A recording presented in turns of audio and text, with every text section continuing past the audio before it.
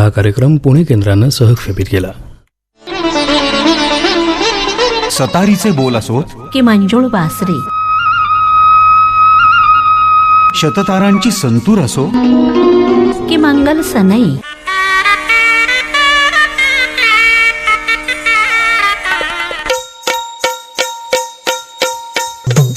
लावण्यमयी लावणी असो की भजनी ठेका, आकाशवाणी अवश्य ऐका. आकाशवाणी आपल्याबरोबर प्रत्येक क्षणी. आकाशवाणी आपल्याबरोबर प्रत्येक क्षणी. यानंतरची उद्घोषणा लगेचच. आकाशवाणी पुणे केंद्र 9:20 झाली आहेत. प्रसारित करीत आहोत मराठीतून राष्ट्रीय बातमीपत्र.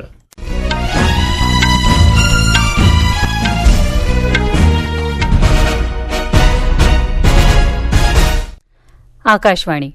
स्वाती महाळंक आपल्याला बातम्या देत आहे. ठळक बातम्या. कृषीविषयक नव्या कायद्यांबाबत सरकार आणि आंदोलनकर्त्या शेतकऱ्यांदरम्यान आज चर्चेची 6वी फेरी. विविध कंपन्यांच्या लसी रचना बदललेल्या नव्या कोरोना विषाणू विरोधातही उपयुक्त ठरतील असा आरोग्य मंत्रालयाचा विश्वास. 1,83,00,000,000 अधिक सुकन्या समृद्धी खात्यांमध्ये 58,000 कोटींहून अधिक ठेव जमा. आणि राष्ट्रपती रामनाथ कोविंद यांच्या हस्ते आज डिजिटल इंडिया पुरस्कारांचं वितरण.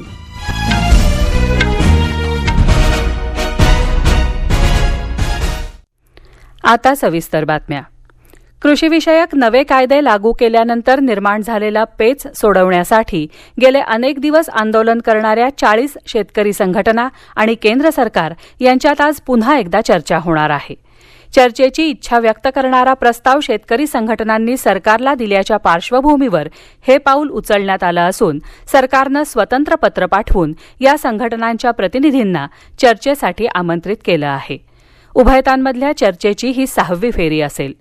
कृषी कायद्यांव्यतिरिक्त किमान हमीभाव, हवेची गुणवत्ता आणि वीज पुरवठा या मुद्द्यांवरही यावेळी चर्चा अपेक्षित आहे.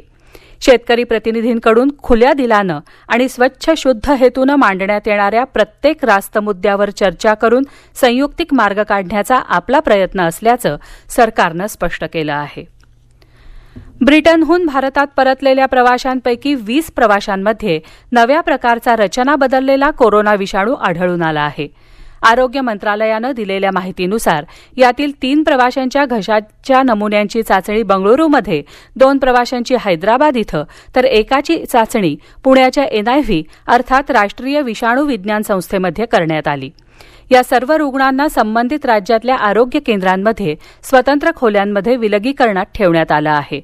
या 6 प्रवाशांच्या संपर्कात आलेले इतर प्रवासी आणि त्यांच्या कुटुंबियांचा शोध घेतला जात आहे. इतर काही नमुन्यांची तपासणी सुरू असून परिस्थितीवर बारीक लक्ष ठेवलं जात असल्याचं आरोग्य मंत्रालयानं म्हटलं आहे. दरम्यान सध्या तयार करण्यात येत असलेल्या विविध कंपन्यांच्या लसी या रचना बदललेल्या नव्या कोरोना विषाणू विरोधातही उपयुक्त ठरतील असा विश्वास केंद्रीय आरोग्य मंत्रालयानं व्यक्त केला आहे. सध्या तयार होत असलेल्या लसी ब्रिटन आणि दक्षिण आफ्रिकेमधून आलेल्या नव्या प्रकारच्या कोरोना विषाणूचा प्रादुर्भाव रोखण्यासाठी उपयुक्त ठरणार नसल्याचे कुठलेही पुरावे उपलब्ध नाहीत असं प्रमुख वैज्ञानिक सल्लागार के. विजयराघवन यांनी काल नवी दिल्ली इथं पत्रकार परिषदेत सांगितलं. सध्या तयार होत असलेल्या लसीमध्ये माणसाच्या शरीरातील प्रोटीनचं प्रमाण वाढवणं आणि प्रतिपिंडांच्या निर्मितीद्वारे शरीरातील संरक्षक यंत्रणा अधिक मजबूत करणं या बाबींवर भर दिला जात आहे असं त्यांनी नमूद केलं. नव्या विषाणूचा संसर्ग झालेल्या लोकांमध्ये 17 प्रकारचे बदल आढळले असून त्याचा प्रसार वेगानं होऊ शकतो. ब्रिटनमधून आलेल्या रुग्णांमध्ये आढळलेली लक्षणं अधिक संसर्गक्षम असून त्यामुळे रुग्णसंख्या वाढू शकते. मात्र त्यामुळे या आजाराची तीव्रता वाढण्याची शक्यता फारशी नाही असंही राघवन यांनी स्पष्ट केलं. केंद्रीय आरोग्य मंत्री डॉक्टर हर्षवर्धन यांना लस आणि लसीकरणासंबंधी काम करणाऱ्या गावी या आंतरराष्ट्रीय संघटनेचं सदस्यत्व प्रदान करण्यात आलं आहे. या संघटनेत 2021 ते 2023 या कालावधीसाठी ते भारताचं प्रतिनिधित्व करतील.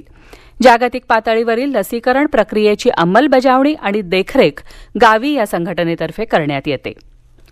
प्रवाशांची सुरक्षितता लक्षात घेऊन सरकारनं प्रत्येक चारचाकी वाहनात चालकाच्या शेजारच्या आसनासाठी एअरबॅग बंधनकारक करण्याचा प्रस्ताव मांडला आहे. या प्रस्तावाच्या अंमलबजावणीसाठी नवीन गाड्यांना 1 एप्रिल तर वापरात असलेल्या गाड्यांना 1 जूनपर्यंतची मुदत देण्यात आली आहे.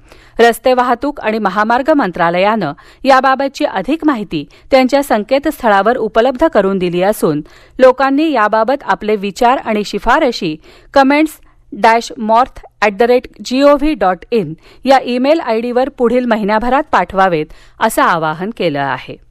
हे राष्ट्रीय बातमीपत्र आपण आकाशवाणीच्या पुणे केंद्रावरून ऐकत आहात.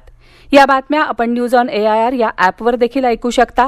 ताज्या अपडेट्ससाठी आपण आम्हाला फॉलो करू शकता. आमचं Twitter handle @AIR news Pune, Facebook page All India Radio news Pune आणि Marathi news Pune All India Radio या आमच्या यूट्यूब चॅनेलवरही. मुलींच्या सक्षमीकरणाच्या हेतूनं सुरू करण्यात आलेल्या सुकन्या समृद्धी योजनेअंतर्गत देशात आतापर्यंत 1,83,00,000 बँक खाती उघडण्यात आली आहेत.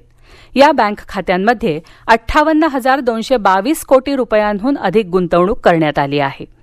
या योजनेमुळे देशातील मुलींच्या शिक्षणाला चालना मिळाली असून त्यांच्या लग्नाचा खर्च तसंच इतर खर्च यांची व्यवस्था झाल्यानं त्यांचं भवितव्य सुरक्षित होण्यास मदत झाली आहे असं संबंधित मंत्रालयानं म्हटलं आहे.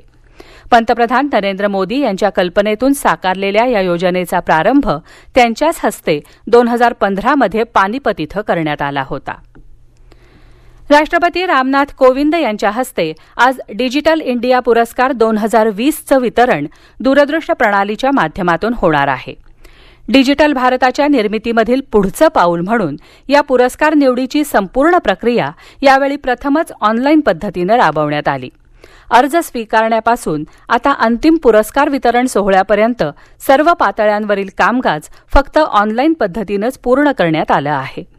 सरकारी कामकाज आणि विविध मंत्रालयांचा कारभार आणि सेवांचं मनुष्यविरहित डिजिटल स्वरूपात परिवर्तन करण्यासाठी सरकार प्रयत्नशील असून त्या दिशेनं पावलं उचलणाऱ्या आणि उल्लेखनीय कामगिरी बजावणाऱ्या विभागांना उत्तेजन म्हणून इलेक्ट्रॉनिक्स आणि माहिती तंत्रज्ञान मंत्रालयातर्फे दर 2 वर्षांनी हे पुरस्कार देण्यात येतात.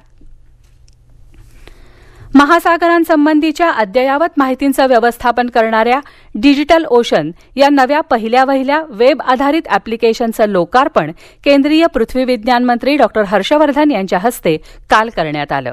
पंतप्रधान नरेंद्र मोदी यांच्या डिजिटल भारत निर्मितीच्या स्वप्नाला आकार देणारं हे नवं पाऊल असून त्यामुळे ज्ञानाधारित अर्थव्यवस्था आणि डिजिटलदृष्ट्या सक्षम समाज निर्माण होण्यास मदत होणार आहे.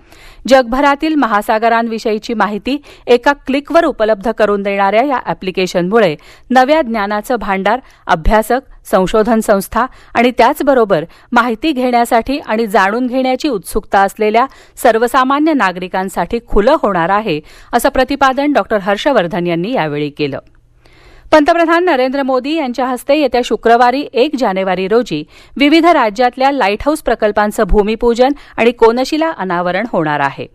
त्रिपुरा, झारखंड, उत्तर प्रदेश, मध्य प्रदेश, गुजरात आणि तमिळनाडू या राज्यांमधले हे प्रकल्प आहेत.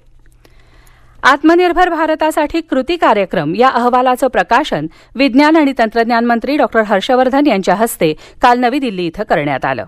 तंत्रज्ञान, माहिती, अंदाज आणि मूल्यांकन परिषदेतर्फे हा अहवाल तयार करण्यात आला आहे. या अहवालात मांडण्यात आलेल्या आत्मनिर्भर भारताच्या उभारणीसाठी उपयुक्त ठरणाऱ्या कल्पना विविध संस्थांच्या सहकार्यानं विकसित केल्या पाहिजेत. आत्मनिर्भर भारताच्या निर्मितीबरोबरच सर्वसामान्य माणसाचं जीवनमान सुधारण्यासाठी त्या अधिकाधिक उपयुक्त ठरणं हेच या अहवालाचं अंतिम साध्य असलं पाहिजे असं प्रतिपादन हर्षवर्धन यांनी यावेळी केलं.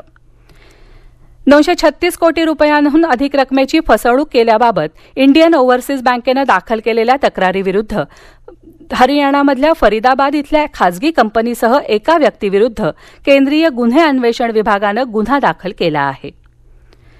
पंतप्रधान नरेंद्र मोदी यांनी लिहिलेल्या साक्षीभाव या पुस्तकाच्या लेटर्स टू मदर या इंग्लिशमधील अनुवादित पुस्तकाचं प्रकाशन महाराष्ट्र आणि गोव्याचे राज्यपाल भगतसिंह कोश्यारी यांच्या हस्ते काल राजभवनमध्ये पार पडलं.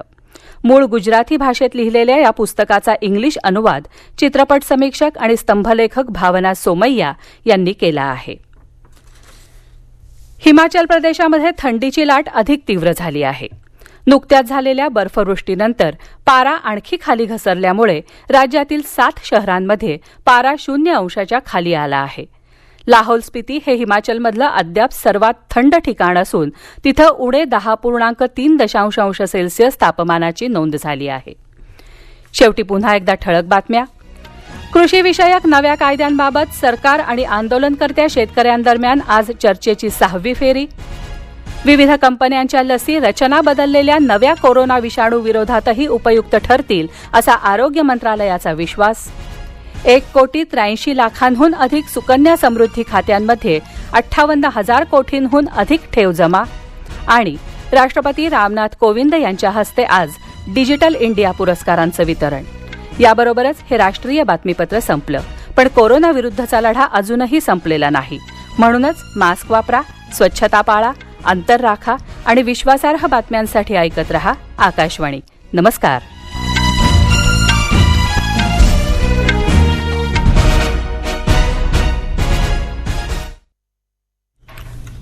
आमचा यानंतरचा कार्यक्रम लगेचच. आकाशवाणीचं हे पुणे केंद्र आहे. 9:30 झालेत. नाद ब्रह्म.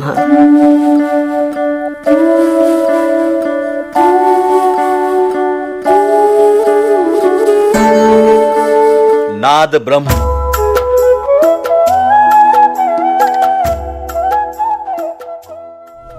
या अंतर्गत